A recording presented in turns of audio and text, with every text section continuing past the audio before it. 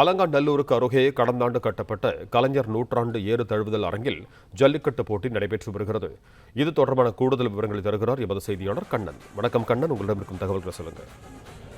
வணக்கம். மதுரை மாவட்டம் அலங்காநல்லூர் அருகே கீழக்கரை அருகில் கலைஞர் நூற்றாண்டு ஏறுதல் அரங்கத்தில் இன்று மதுரை மேற்கு மாவட்ட திமுக சார்பில் ஜல்லிக்கட்டு போட்டி நடைபெறுகிறது.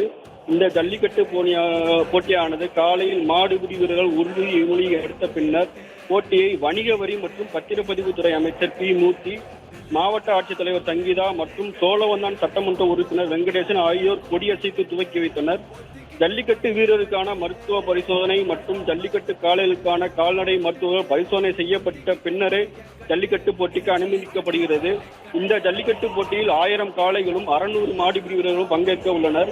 இந்த ஜல்லிக்கட்டு போட்டியில் வெற்றி பெற்ற காளைகளுக்கும் மாடுபிடி வீரர்களுக்கும் சைக்கிள், மிக்சி, அண்டா, தங்க காசு போன்ற பரிசு பொருட்கள் வழங்கப்பட்டு வருகிறது. தற்போது விறுவிறுப்பாக நடைபெற்று வரும் இந்த ஜல்லிக்கட்டு போட்டியில் இதுவரை 15க்கும் மேற்பட்டோர் காயமடைந்துள்ள நிலையில் ஒருவர் மற்றும் மேல் சிகிச்சைக்காக மதுரை அரசு மருத்துவமனைக்கு அனுப்பி வைக்கப்பட்டுள்ளது குறிப்பிடத்தக்கது.